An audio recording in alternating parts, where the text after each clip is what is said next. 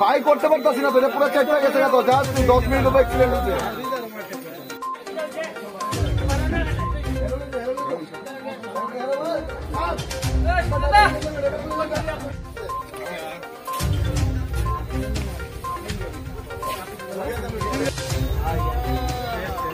ভাই করতে পারতাছি না তো, এটা পুরো চেক হয়ে গেছে তো, জাস্ট 10 মিনিট উপর এক্সিডেন্ট হচ্ছে।